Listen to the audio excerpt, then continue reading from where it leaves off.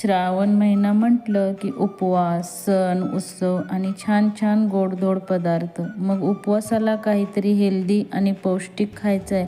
तोंडात टाकताच विरघळणारी आणि फक्त 10 ते 15 मिनिटात तयार होणारी ही बर्फी एकदा बनवून पहाच. श्रावणात उपवास करताना शरीराला ऊर्जेची गरज असते, म्हणूनच आज आपण कोणत्याही साखरेचा वापर न करता कॅल्शियम आणि फायबरने भरपूर अशी तीळ खोबऱ्याची गुळातील बर्फी बनवणार आहोत. लहानांपासून मोठ्यापर्यंत सर्वजण ही आवडीने खातील. ही बर्फी कशी तयार केली जाते या व्हिडिओमध्ये पाहणार आहोत.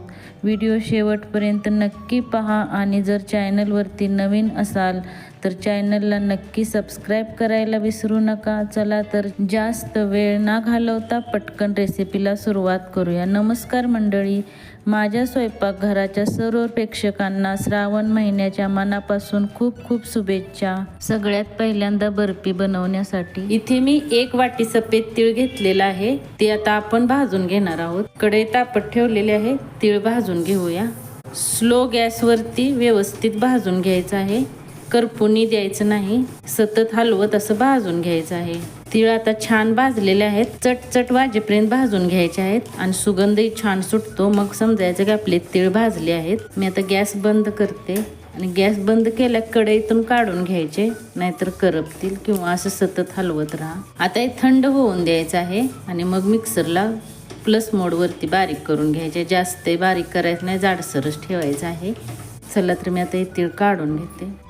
तीळ थंड झालेले आहेत. हे पहा, थंड करून घ्यायचे. आता मिक्सरच्या भांड्यात घालून याला जाडसर बारीक करून घ्यायचं आहे. प्लस मोडवरती केलं तरी चालेल. आता हे मिक्सरवरती बारीक करून घेऊया. हे पहा, तीळ मी असं जाडसर करून घेतलेलं आहे. इथे मी ओला नारळ खोबरं काढून घेतलेलं आहे आणि स्वच्छ धुवून सुकवून चिरून घेतलेलं आहे. आता याला आपण मिक्सरमध्ये फिरवून घेणार आहोत. तुम्ही किसूनी घेऊ शकता, मग वाट्यात अशाच ठेवून, पण हे असं इजी पडतं. आपण आता याला मिक्सरच्या भांड्यात घालून फिरवून घेणार आहोत. बसेल इतकं घालून फिरवून घ्यायचं आहे.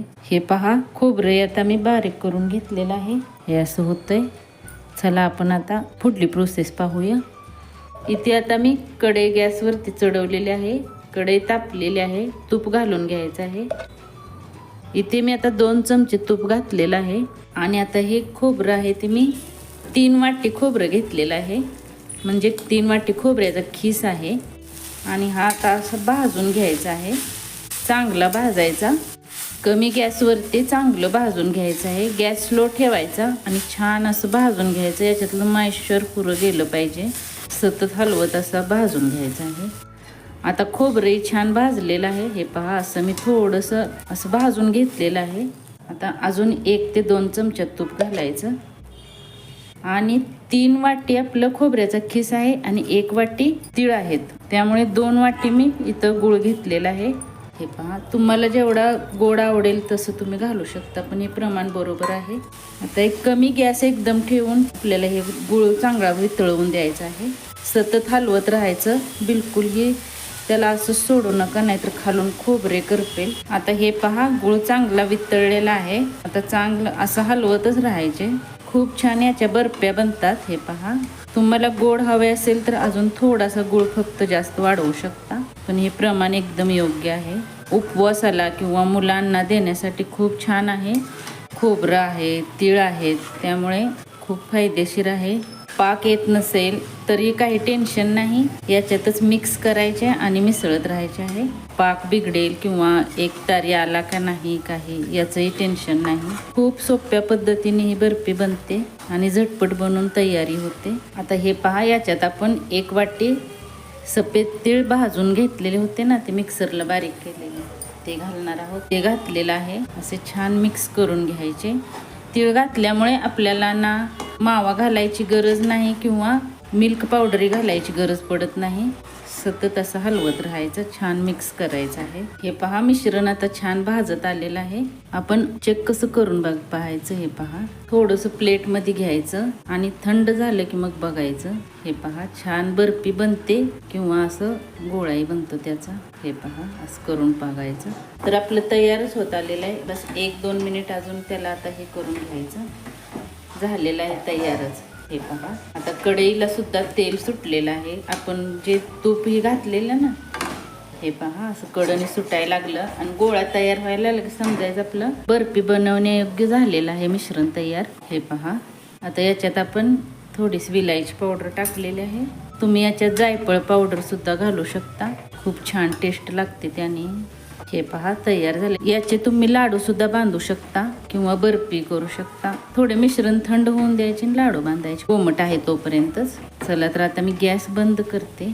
इथे आता मी एक ताट घेतलेलं आहे, त्याच्यावरतीच बटर पेपर हातरलेला आहे. तुम्हाला जर बटर पेपर हातरायचं नसेल तर ताटात तूप लावून घ्या आणि हे सर्व मिश्रण आता याच्यावरती घालून घ्यायचं आहे आणि सर्व आता असे पसरून घ्यायचे आहे. याला तुम्ही बेलण्याने सुद्धा असे लाटून घेऊ शकता. हे पहा, सर्व मी आता लाटून घेतलेलं आहे, पण याची थोडी जाड ठेवलेले आहेत मी. तुम्हाला जेवढे पातळ जाड हवे असतील तेवढे ठेवू शकता. आता याचे काप करून घेऊया आपण. असे गरम आहे तोपर्यंत थोडे काप करून ठेवायचे. हे पहा, एवढे मी केलेले आहेत. हे पहा, सर्व मी आता काप करून घेतलेले आहेत. आता थंड होऊन द्यायचे. जर तुम्हाला लवकर असेल तर फ्रीजमध्ये ठेवू शकता. आपण याच्यात तीळ घातले त्यामुळे छान बाइंडिंग आलेलं आहे, त्यामुळे खूप छान बर्फी बनलेली आहे. आता थंड होऊन देऊया, मग दाखवते. तर हे बघा, आपली बर्फी आता तयार झालेली आहे. मी अर्धा तास पंख्याच्या हवेखाली ठेवलेली. तुम्हाला झटपट हवी असेल तर तुम्ही फ्रीजमध्ये ठेवू शकता, तुरंत सेट होते आणि निघते. खूप छान आपली तयार झालेली आहे बर्फी. हे पहा, हे बघा, खूप छान झालेले आहे. निघते खूप छान. थंड होऊन द्यायची म्हणजे निघते लगेच. आणि बटर पेपर घातलेलं त्यामुळे तर लगेच निघते. जर तुम्ही ताटामध्ये बनवत असाल ना, तर ते तुम्ही काय करा, खूप छान ग्रीस करा तुपाने किंवा तेलाने. तेल घालूच नका, तेलाने इतकी स्वाद छान लागणार नाही. तूपच लावायचे. हे पहा, सर्व निघते. आता आपण अशीच काढून घेऊया. हे बघा, आपली बर्फी तयार झालेली आहे. याच्यात आपण खोबरं तीळ घातलेलं आहे, त्यामुळे खूपच पौष्टिक आणि हेल्दी झालेली आहे. मुलांना मोठ्यांना सर्वांना आवडेल अशी आहे. याच्यावरती मी बदामाचे काप लावून सर्व केलेले आहे. तुम्ही चांदीचा वर्क किंवा ड्रायफ्रुट्सनी गार्निश करू शकता. खूप छान दिसते अशी गार्निश केली की. बघा, आपली पौष्टिक आणि तोंडात टाकताच विरघळणारी तीळ नारळाची बर्फी अगदी तयार आहे. या श्रावणात ही रेसिपी नक्की ट्राय करून पहा. रेसिपी आवडली असेल व्हिडिओला लाईक करा, तुमच्या मित्रमैत्रिणी परिवारासोबत शेअर करा आणि आपल्या चॅनलवरती नवीन असाल तर चॅनलला नक्की सबस्क्राईब करा. पुन्हा भेटूया अशाच नवनवीन रेसिपीसोबत. तोपर्यंत धन्यवाद.